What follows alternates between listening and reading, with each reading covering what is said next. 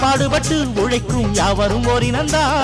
சத்திய வார்த்தை இத நமக்கு சொல்லுது மேதினந்தா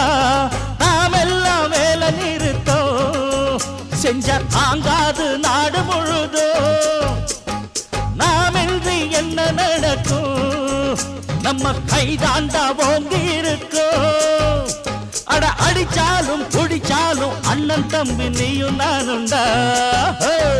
உழைப்பாளி இல்லாத நாடுதான் எங்கும் இல்லையா